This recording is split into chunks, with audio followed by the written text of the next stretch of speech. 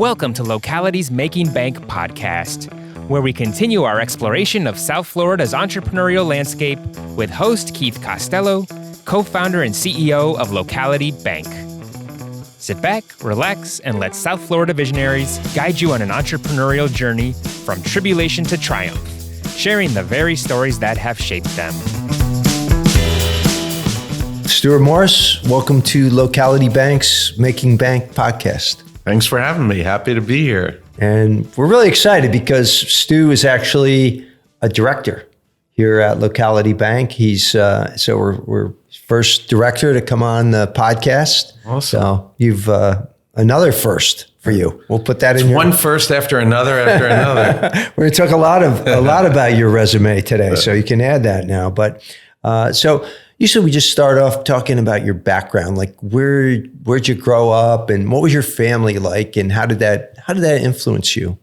So family has a big influence throughout my life. So when I was born in Brooklyn, New York, and I was born in a house where my mom, my dad, and I were on the bottom floor. My grandparents were on the middle floor, and on the third floor of the house was my aunt and my uncle and their 4 kids. They got the best place of all. They got the best place the of all. penthouse. But it was all of us together in one house. And I lived there until I was 4, and then we moved 4 blocks away.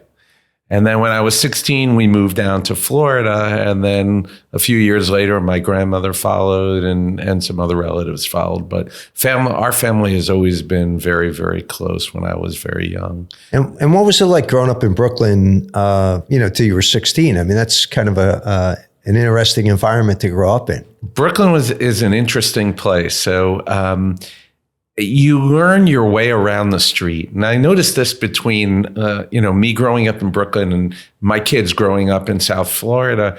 When I walk down the street, my head is on a swivel. I see everything. I know where everybody is and where everything is. A lot of other people just walk down the street and they look what's in front of them. That's part of what's growing up in the city, I guess, when you know everything around you.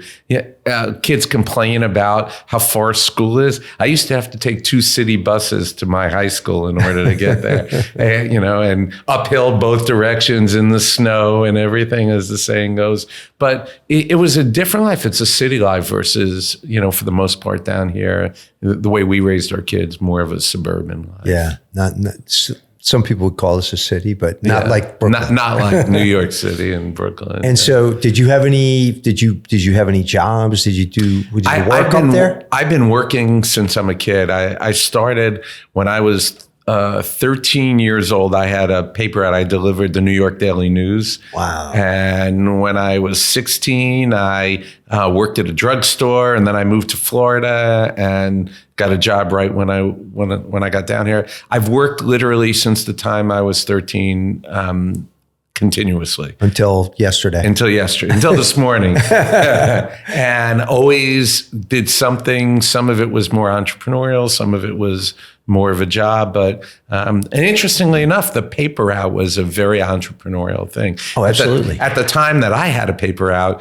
you had to do all the collections. And you had to pay for the papers in advance of the collection. So same with me, buddy. Right? So it was different. I used to have to ride my bicycle to a parking lot in order to pay the guy for the newspapers for the next week. Yeah. And I learned a lot in doing that paper route. People wanted things a certain way, and so some people wanted their paper delivered inside their screen door. And remember, it's New York in the Northeast. They wanted it inside the screen door, so they didn't have to come out and go get the paper in the morning. So we used to charge a little extra for that. And then they'd add a tip in, and you'd have to deal with people that were evading you for the $2 a week that it cost to get the paper delivered or something. And there was a lot of lessons learned and dealing with people in starting out at that age and being an entrepreneur. It is amazing when you think, and it's a shame that doesn't exist anymore because, I did the same thing. And this, you don't realize how much you're learning. You know, like you said, you had to front the money, you've got to collect, you know, you've got to handle bad debts, you've got to know where these people want their papers and everything, right? And you got to put it in the right spot. And then Mrs. So-and-so, she leaves her money here, and you know, this guy puts the money over there, and all the time. And then, you know, we had snow and cold weather that, you know, when you're down here, you don't have that. Right. So you'd have to deal with it. I had 4 streets, but due to the way everybody lives there, I had about 100 papers in 4 streets.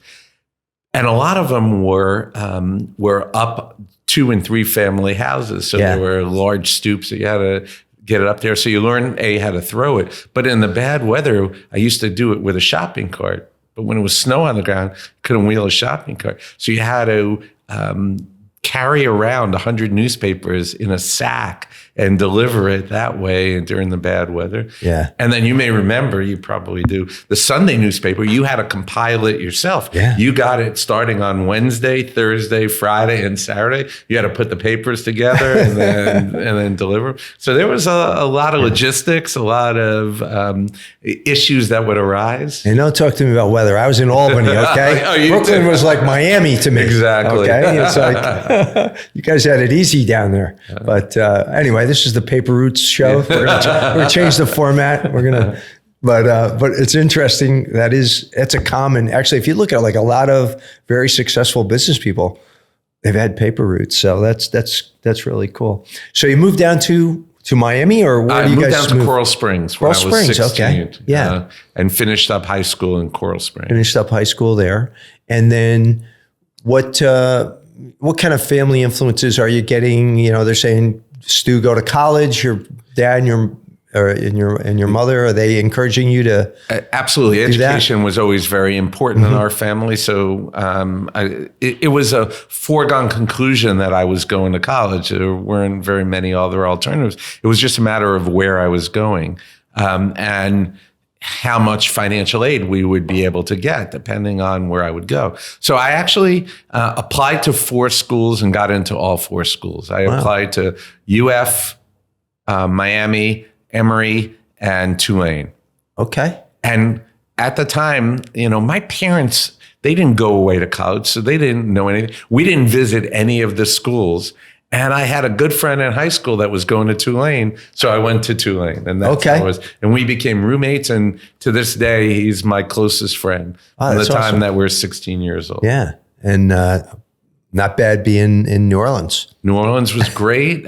We had a wonderful time through there. When I was in New Orleans, in order to pay for Tulane, I had 3 jobs at the same time. Wow. And so I was a TA, I worked in the chemistry lab, and then I taught Hebrew school at the synagogue nearby. Wow. So I was doing all 3 of these things at the same time and, you know, trying to juggle schoolwork, doing all of that, and then being in a fraternity. And so all of those things. And it taught me early on how important time management is and organizational skills. Wow, that's great. And then, so what kind of degree did you get at Tulane? So I didn't get a degree at Tulane. I went there for 2 years, and I was pre-med at the time. Oh, wow. And so throughout high school, I took every science course there was, and then I went to Tulane. I was pre-med, and by the 3rd semester, I absolutely hated it.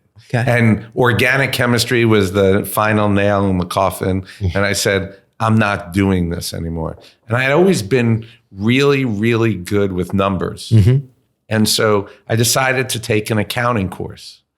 And it was probably the best course I've ever taken throughout my college and educational career.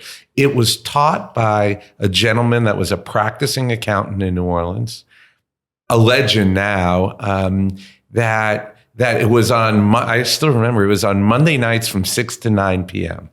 And so it was after he worked the whole day, and he'd come and he'd give the course. And it just clicked for me.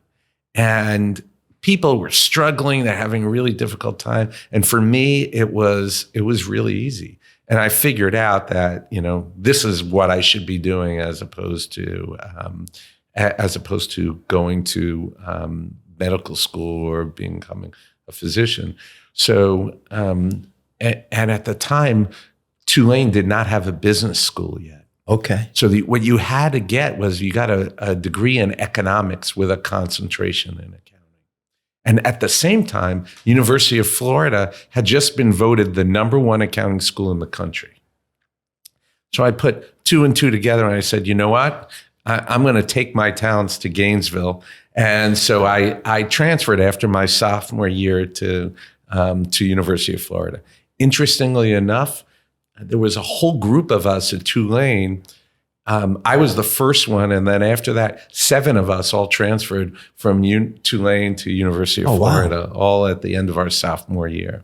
Interesting. And then I majored in accounting and got my bachelor's degree in accounting. And then you proceeded to go and get a law degree. I decided I wanted to be a lawyer. I actually worked in Fort Lauderdale at Price Waterhouse in the summer between graduating and starting law school. Okay. And while I really enjoyed it and I liked what I do, I knew I wanted to go on to law school. And so when it came time to apply in my senior year, I was going to apply to Harvard. I was going to apply to NYU. I was going to apply to all these schools. And I applied to University of Florida because the application was so easy. And as I was about to start all these other applications, I got admitted. And so I said, do I really want to go through all of this other stuff? And they gave me a scholarship, and they had a joint degree, which was really important. I was able to get my master's in accounting and law degree in 3 years. So I said, I'm just going to do that and never even apply to any other law schools. And so you have both those designations. So CPA as well as... I took the CPA exam my second year of law school. And I just said, I know I'm going to be a lawyer. The CPA designation, while it's great, it's not critical because it's not going to factor into my job and anything. So in the middle of my second year of law school, I took the CPA exam. And at that time, you took all 4 parts at the same time. And I managed to pass all 4 parts. So I was able to get that out of the way and didn't have to be concerned about that anymore. So that's awesome. So from a standpoint of education, now you're coming out, you're graduating with great credentials, coming out of school, well-trained, to lawyer, CPA, master's in accounting. So where do you start working after? Because you did the Price Waterhouse thing between, right? Yeah. And they wanted me to come back to Price Waterhouse, but I wanted to be at a law firm. So I interviewed, and I found this boutique law firm in Miami. And I had interviewed and was going to go into the tax estate planning department of this boutique law firm. Is that what you always kind of wanted to head towards? It's so interesting. So I thought I wanted to be a mergers and acquisitions attorney. And in the middle of law school, in the middle of my second year, I took trust and estates. And the professor was great, and I really liked it. It kind of spurred in me that, hey, this is a great topic, because what you get to do is you get to solve puzzles all day. And that's what, it's an intersection of tax and estate law, and it's familial. You're dealing with the clients.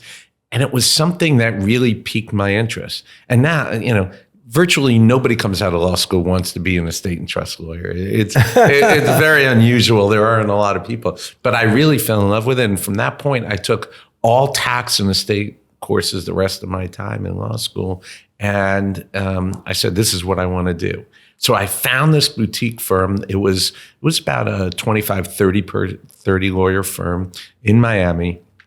And I interviewed with the head of the tax and estate planning department. And I accepted the offer and was going there. And then a week before I started, he left. So that was the end of the estate planning department at this firm. Oh, wow. But I went there anyway, and I ended up doing more mergers and acquisitions work than anything else. And actually, interesting story, my first job, I started in July. The day after Labor Day, I ended up getting shipped out to Poland and lived in Gdansk, Poland for 3 months. Told me that story. Yeah. That's an interesting, crazy story. So tell that story. So they were representing a person who was of Polish descent and had lived in Poland and had just inherited close to $1 billion. And this was in 1989 when $1 billion was a lot of money. That was real money back then. And she wanted to invest in Poland. And Poland was still a communist country.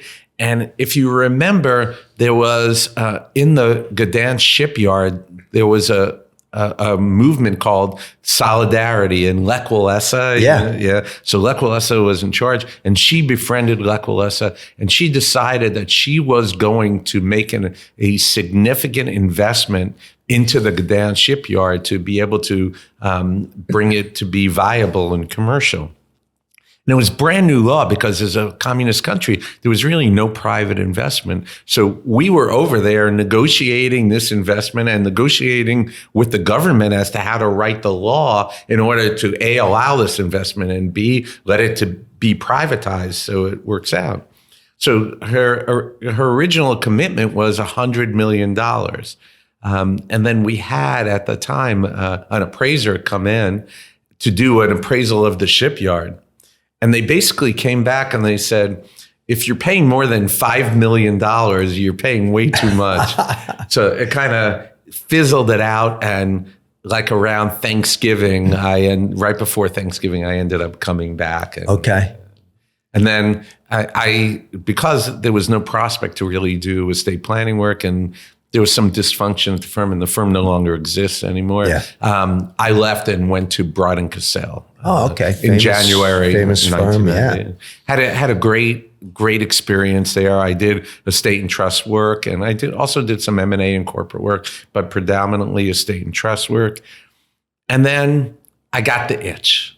I found I didn't agree with the way they ran that practice. I thought that the focus wasn't on the client as much as it should be, and the satisfaction of the client. And I had encountered a few different situations while I was there where I felt that the client wasn't treated the way that they should have been treated. And maybe it was big law, my experience with large law firms or anything, but I felt I had a better idea. And so in 1991, I decided that I wanted to open my own law firm. Wow. So there was a brief period of time where I went to a very good friend of mine's father who had a small law firm, and that just didn't work out. And so at the end of 1991, beginning of 1992, I opened up my own law firm. So how long were you at Broad & Cassell? About 2 years. About 2 years, but that was long enough to say, hey, I can do this better on my own. I could build a better mousetrap on my own. That's cool. And I started my firm. And funny story is, to this day, I had no clients when I left Broad & Cassell. And one of the clients I worked on at Broad & Cassell decided to come over with me. And to this day, he's still my client, became a good friend. I represented his parents. I represent him. I represent his kids. So we represent the entire family. I think I know him. You do know him. And it's been a great relationship. And he really started my journey. Wow. I also want to say that my wife, Ellen, was huge support system. She encouraged me and backed me 100% of the way. I started this, and there was so much uncertainty around it and how we would survive. We had one child already. Oh wow! So you guys have been married how long? When you started? So we got married in December of 1989. So this was 2 years into it. And Ellen is an attorney as well. Ellen's an attorney as well. And we had our first child in June of 92. And I missed a year. So this was the end of 92 that we were doing this.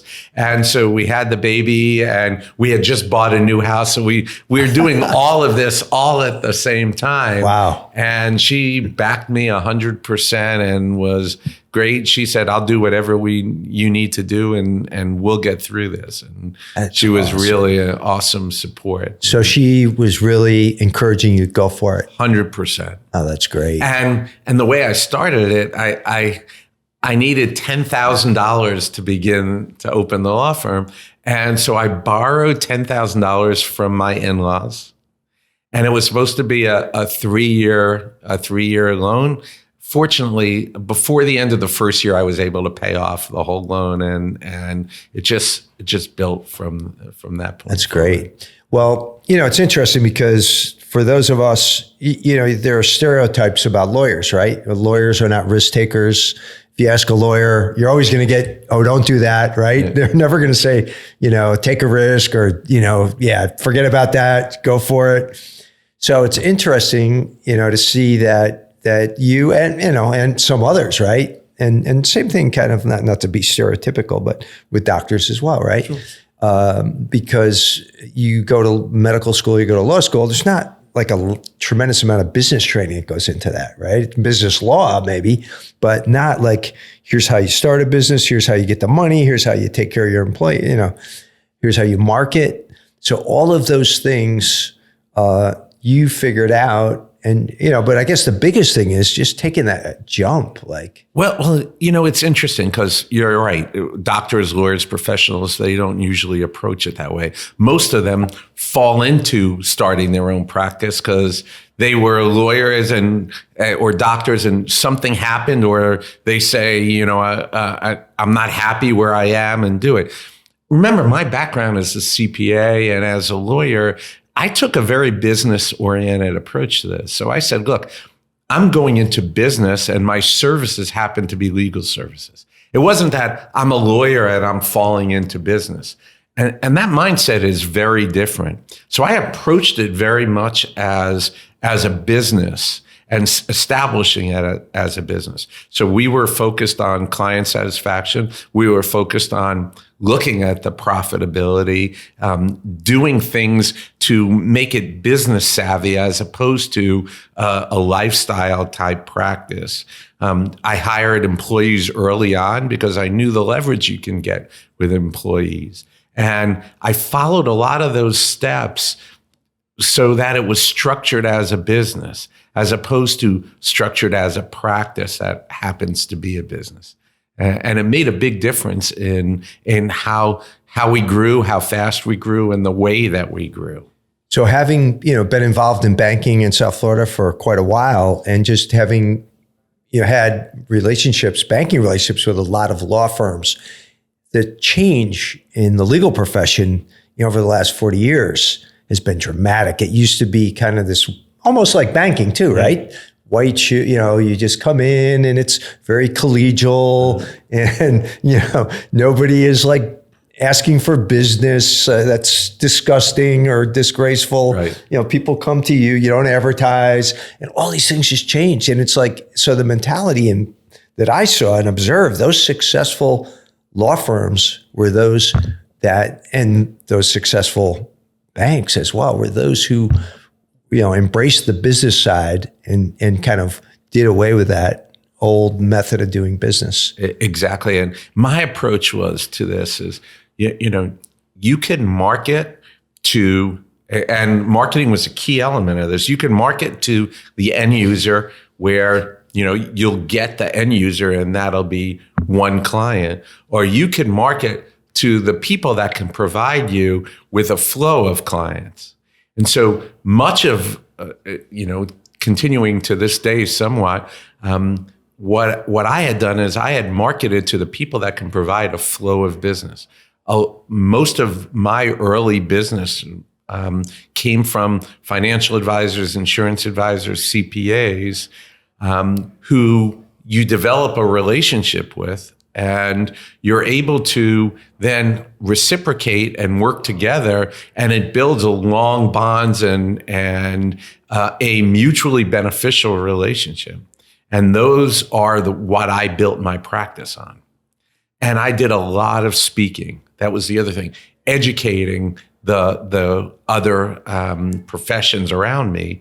And if you were viewed as the educator and the one that knew and had the knowledge, people want to send their clients to you. Oh, absolutely. And building that network. I know when we added you to our board, I mean, so many people, oh, I know Stu Morris. I mean, I heard that from so many people, when we added you to our board. So I know you have a tremendous network.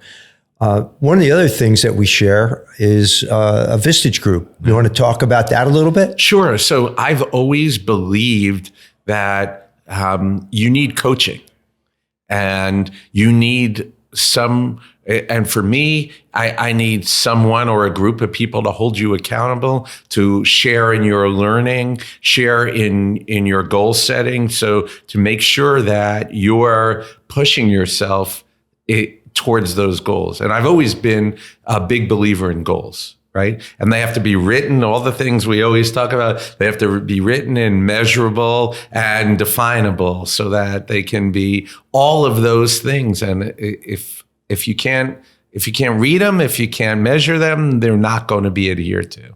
And so from the beginning, we've done that. My first foray into that was Strategic Coach. Mm-hmm. And Strategic Coach was critical to my success in building the law firm. And the reason for that is they taught you further how to be a business person and leverage yourself so that your business grows. And it doesn't always mean working harder. It means working smarter. And so I did Strategic Coach for over 3 years and learned some very core concepts that I still adhere to today in time management, in delegation, in all of those kinds of things that help you leverage your time and leverage your expertise and experience so that you can grow your business without necessarily being the one to having to do everything. Yeah, that's very important. And I know you and Ellen really have, built a great family. You do a lot of travel time. Like you guys made a commitment to travel and things, right? So tell us about, so that gives you more time to do those things, right? Sure. So I met my wife when I was 20 and she was 19. And we shared this mutual desire. Neither of us had traveled when we were young. I didn't get on a plane for the first time until I was 13. I hadn't left the country until Ellen and I went on a trip when we were in college. So that was the first time I left. Ellen left the country for the first time when she was a junior in college and went away on a semester abroad. So we both really enjoyed it and made it a priority in our life. And it was part of our ethos that that's going to be something that we prioritize. And it's part of our experiential journey. We always believed that experiences were far more important than material things. And we made a commitment to that. Unfortunately, we were able to instill that in our 3 daughters, who also have traveled extensively. And that's a family common theme that we always love to travel, and we travel together a lot and have built that as part of what we do in our everyday life and prioritize that when we make plans, and we've built it into our work life as well. Wow. Well, that's great. And so I know things haven't always been just straight up, right? Tell us about some of the tough times that you faced and how you got through those. So the first hiccup, and I tell this story, and Keith, you may have even heard the story before, it was my wife's 30th birthday. So when my wife was turning 30, we were meeting a couple for dinner. And the place where we were meeting, the restaurant, was right across the street from my office. And we were supposed to meet him, let's say 7:00. And so I was late. So my wife calls me and she says, "Are you coming?" I said, "Yeah, I'll be there in a minute." She calls me back at 7:30 and, "Where are you?" "Oh, wait, I'm finishing something up. I'll be there in a minute." And then at 8:00, she walks into the office. And she looks at me and I said, what's the matter? She goes, you didn't show up. I said, well, I'm really working hard on this stuff, you know. She goes, okay, the couple we were supposed to meet went home and we drove together home. And she looks at me and she says, you think you spend a lot of time with the family, don't you? I said, of course I do. Look what I do. She goes, okay, let's go through a week. Okay. She goes, okay. During the week, you leave the office before the kids get up, so you don't see them in the morning. And then you get home at night, and sometimes you don't get home until after they go to sleep. No, I spend a lot of time with them. Well, yeah, I have dinner with them. Yeah, you may have dinner with them 2 or 3 nights a week, and maybe tuck them in 2 or 3 nights a week. And I'm fighting with her. I'm arguing with her. She goes, on the weekend, Saturday you're working most of the time. And Sunday, yeah, you may spend the day with them, but you may have a phone call or something. No, I'm doing all this for us. It's to build it. It's for us. And she looks at me and I'm fighting her the whole time. And she's arguing. And then she says, don't say anything anymore. And so I shut up and she walks away angry. And I start thinking about it. I go, she's right. I'm missing out on all of this stuff.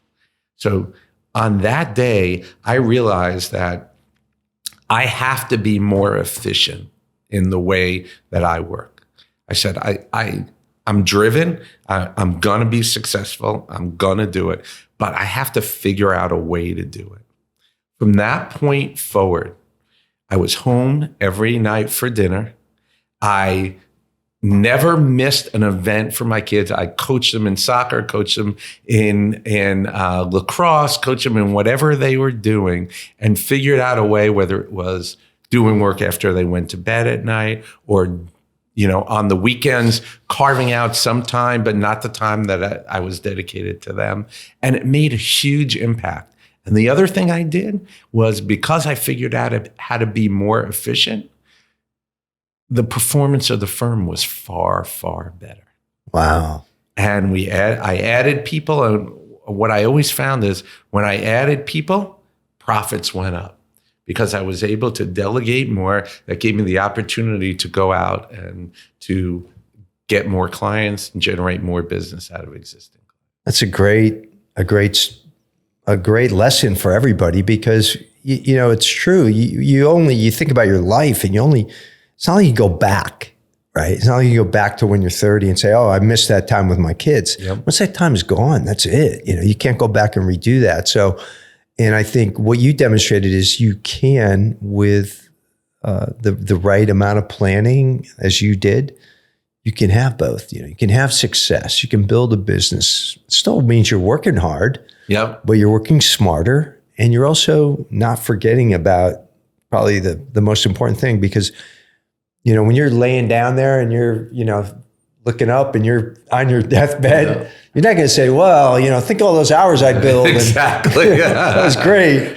And, you're going to think about those relationships with your children, your grandchildren, your wife, those important relationships. So and it has carried forward, my relationship with my kids. I tell people this and it's crazy.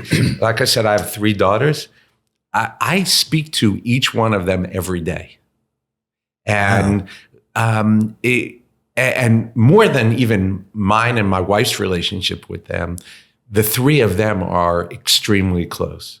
Unfortunately, all 3 of them live in New York, but the 3 of them all see each other regularly, talk to each other multiple times a day. And for Ellen and I think that's our greatest success, more than business, more than anything else, is that the 3 of them are so close and so tight and have made a priority of their relationship. And so it makes me prouder than anything else that I've done. Oh, that's incredible. And so you built a successful law firm, and Ellen was right there. And so Ellen was an assistant state attorney. And when our first child was born, she left the state attorney's office. And she basically took off about 6 or 7 years from practicing. Mm-hmm. And then she she came back and started working in my office part-time and said, look, I'm a lawyer. I'm not working for you. I'm going to start a firm. We'll work together in the same office, which is what we did for 30 years. But I'm going to have my own practice separate from your practice. And, we helped each other and we built that up. She brought in a partner. And they built up their practice, and I continued to build my practice. And then in September 1st of 2021, both practices merged into Cozen O'Connor, and we became the Boca Raton office of Cozen O'Connor. Yeah. So, and that's incredible. How's that going now, being part of a big firm at this point? It's been phenomenally well. It brought us resources. It brought us needed depth of our bench for people, and my clients needed other services that in a small boutique we weren't able to provide. And in the type of practice I have, which is estate planning, and it's more than just estate planning. We, especially for me, I'm a business owner's attorney. And what that means is I may not always represent the business, but I represent the owner. And they have issues unique to owning businesses and unique to running businesses. As the owner, they need advice. And so as a business owner's attorney, they would have needs that we'd have to go outside of the firm. And me being able to influence that or have the influence that the clients would want in those relationships were more difficult than now with us being able to handle all of that. And the clients really appreciate that.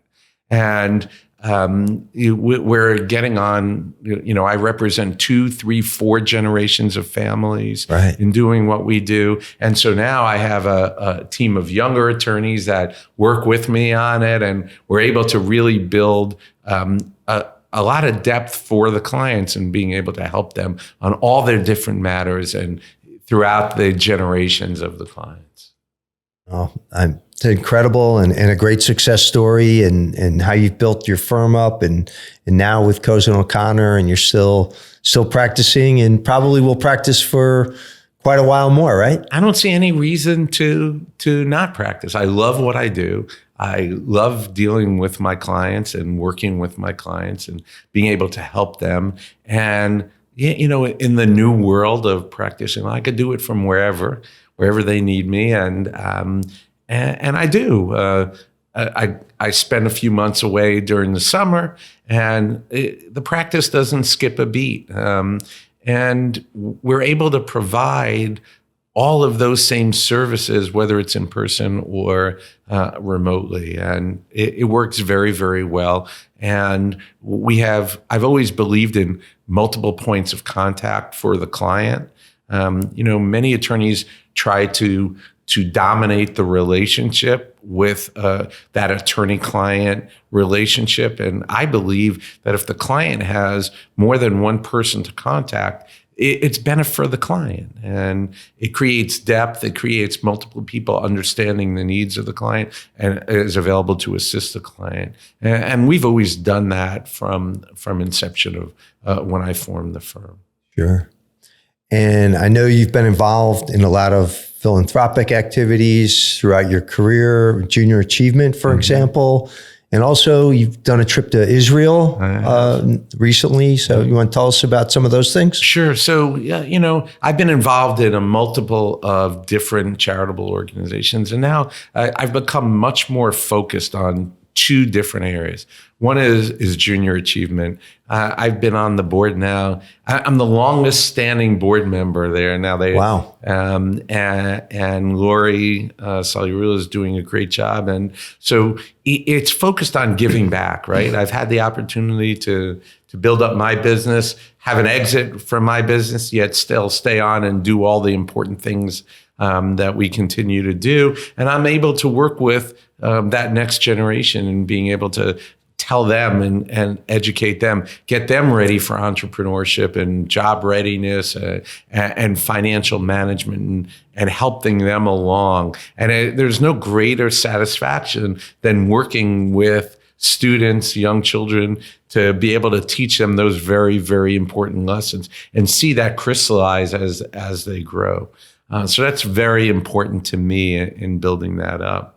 The second thing is the U.S.-Israel relationship and the importance of securing that. And so I'm very involved in APAC, which is the American Israel Political Action Committee, where we are involved in working with government here in the U.S. to help support the U.S.-Israel relationship, as well as directly with Israel. As you said, in March, I went to Israel, volunteered in a lot of different capacities while we were there, helping the soldiers, helping the people that have been horribly affected by the brutality of October 7th. And, the damage has been incredible, both physical and emotional. And we hosted 13 soldiers in my office about a month ago now, and we're continuing to be very involved, trying to satisfy and help, what is an endless need, and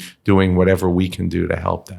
Well, thanks for all those things that you're doing for our community and to help others. That's really admirable. So appreciate it. So any last advice for some young lawyer might be out there listening saying, hey, should I start my own firm? Any last advice for other entrepreneurs? Everybody that I've ever known that has started a law firm, it's always been the right move, And so if you feel that itch and you think you can do something differently and better, and it's better for you, better for your clients, you should definitely do that. I'm a big believer in kindling that entrepreneurial spirit, but make sure you treat it as a business. That's the other part of it, right? It's not enough just to carry over your practice there. Treat it as a business. Learn how to delegate, learn how to prioritize, learn how to do all of those things. Because if all you're going to do is take the same job you did at a law firm and start your own firm and be an employee of your own firm without it being a business, you haven't accomplished anything. And don't work until midnight every night. Don't work until midnight. And forget your kids. You got to figure out that I wouldn't call it work-life balance, because that's not really, look, a lot of what we do, there's a very strong intersection of work and life. Many of my clients are my friends, and many of my friends are my clients. And doing what I do, that it's easy to do that. But you have to prioritize things in life, and raising your kids, developing that relationship. I know we both share Indian princesses, and that was so impactful on my kids growing up. To this day, when my kids are 2 in their 30s and 1 in their 20s, we talk about all the experiences we have and laugh about so much of the fun things we did through Indian princesses. And if you don't make the time to do that, you're not going to have those experiences. Great advice. Thanks, Stu. All right, so now we're going to shift gears. We're going to the lightning round. We're just going to ask you. You ready? Okay.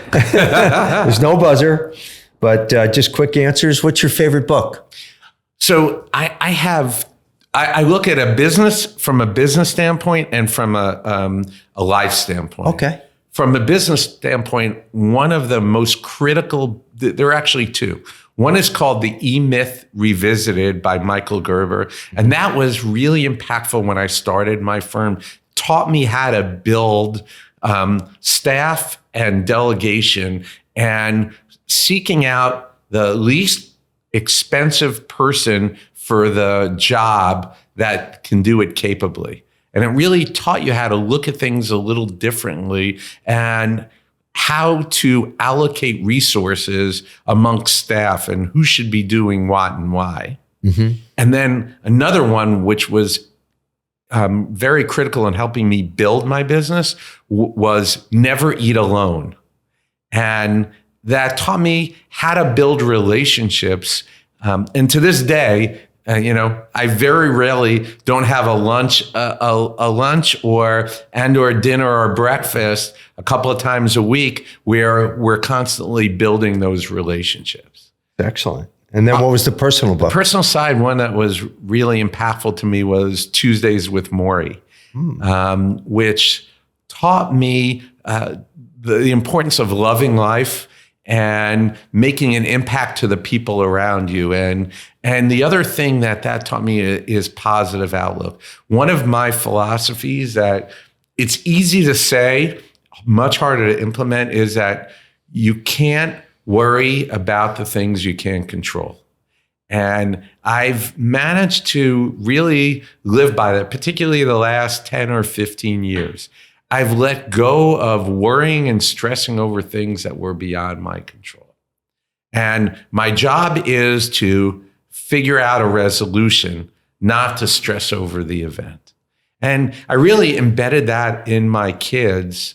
One thing, we had a rule in our house. Our kids were never allowed to say, "It's not fair," because life is not fair. And your job isn't to try to make it fair. Your job is to figure out what you need to do to get through it and to make it to your advantage. And so "it's not fair" is never permissible in our house. Okay. Well, that's great. Yeah. So is there a song from your youth that's like a theme song?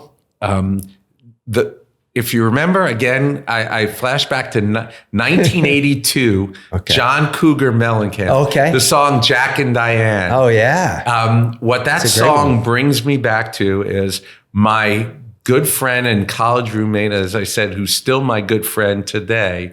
We drove to New Orleans when we both started our freshman year in Tulane, and we played that song about 1,000 times on that trip. And to this day, every time it comes on, we just smile and laugh a lot about it. That's awesome. You know that song, Ryan? No, we're gonna. Heard it, You're gonna have to Google that and play it for you later. What's the best piece of advice you ever received? The best piece of advice I ever received was work smarter, not harder. Great one. What about AI? Will that be able to replace lawyers? So AI will be able to replace a lot of what lawyers do, but won't be able to replace lawyers. And what I mean by that is it can't replace the advice and the strategy portion of it. You know, what I didn't realize when I became a trust and estates lawyer is I'm an 80% psychologist, 20% lawyer. So I have to be able to take in all of the information, be able to read the room importantly, be able to pick up on relationships within families, and be able to help diagnose the solution. What AI will do is it's going to be able to review documents and tell me what's in the documents. It's going to be able to produce documents after we give it the inputs, but it's not going to be able to take over that strategy or that consultation, that consultative approach. That relationship that you build, I guess, right, with those clients. Exactly. And the trust and the confidence in there. And I like to think that I have helped so many relationships in families by some of the advice that we've given over the years. Oh, of course you have. And so AI isn't going to be able to replace that. Well, and it's interesting when you think about how people make decisions, and you know this probably better than I do with the people you're dealing with, very wealthy people. A lot of times they make decisions emotionally, and most of us do that, right? And so you're helping them, guide them to, and you have to have a strong relationship to help them make those decisions. And you have to get to the point where they feel comfortable sharing that information with you. Right. That's a big step. If you could have dinner with anyone, living or dead, who would it be? It's a really interesting question. So, it has to be one person. Yes. I would probably choose my grandfather who passed away when I was 5 years old, and everybody that ever knew him loved him, and I just didn't get enough of it. And my grandmother was one of the most significant influences on my life. She lived until she was either 99, 100, or 101, because she had 3 different forms of ID and they all had different dates of birth on it. So we don't really know. But her advice, this was a great line, and I have told people this many, many times. She used to say, when you graduate from college, you need to be a noun, not a verb. And she was really, really focused in that. She wanted to make sure that you were a something and not just a major in this. So she was very focused on the importance of being a something when you went through your education. Like a lawyer? A lawyer, an accountant, a doctor, a noun. Got it. That's interesting. And Stu, just for I know is a great, restaurant critic. Mm-hmm. You've got lots of good restaurants. We're going to just ask for one. So I had the experience 2 weeks ago. I ate at the French Laundry in Napa. Oh, well, you can't use that one. I can't use that one? Okay. Yeah. Something we could, like if I want to go there tonight, one I could go to tonight. One you can go to tonight. I know that's tough for you. Yeah. So there's... So my current favorite is Tremonti in Delray Beach. Oh. Unbelievable Italian food. A good one. And I have not been there, but I've heard from a lot of people great things about it. What's something you're grateful for today? I am grateful for the support and relationship that I have with my wife. I even though she'll tell you sometimes it appears that way, I never take that for granted. She's been a huge support in every endeavor that we've tried. And, I've also found that as you get older, your really tight circle gets smaller and smaller. And it's tighter. And there are certain relationships I have with people that I'm also thankful for. But her support and our relationship is something that I never take for granted. That's beautiful. All right, Ellen. What's a fear you've overcome? Public speaking. Really? You are such a smooth speaker. I would have never thought that. When I was in college, I had to give a presentation, and literally I was behind a podium and I had to hold on to the podium so I would stop shaking. I took a public speaking course after that, and it helped me overcome my fear of public speaking. I made all 3 of my kids take public speaking in college for that exact reason. Wow. And one of them was a TV reporter, one of them's a trial attorney, and one of them is in social media. All 3 of them having to make presentations all the time and have no problem doing public speaking. Another thing, in addition to being a restaurant critic, you travel a lot. So, and I know you've been a lot of places. What destination is still on your list that you haven't gotten to yet? So, the highest priority on our list now that we haven't been to is Japan. Okay. So within the next 2 to 3 years, we're definitely going to go to Japan. Okay. Get some advice from Drew Sadow. He's been there a number of times. I talked to Drew already about it, and that's very high on our list. That's great. How can people get in touch with you? So best way is either by phone at the office or email smorris@cozen.com, 561-750-3850. And it's the same phone number for 30 plus years. Wow, that's great. Yeah. And, I know a lot of people that have worked with Stu and have, people really respect you in the community for not just your professional service and skills, but also the things that you do, like JA, like the trips to Israel that you've made and all the things that you do. I know in our Visage group, everybody thinks very highly of you as well. So thanks for everything you do, and thanks for being here today, Stu. Thank you, Keith. And I for really being on our appreciate board. you having me. Thanks Absolutely. for having me, and this was great. I really appreciate it. It's our pleasure having you. Thank you. Thank you. Thanks for tuning in to Locality's Making Bank podcast. Be sure to subscribe on your favorite podcast platform to catch the latest episodes, and visit localitybank.com today to learn more about all the benefits of banking local.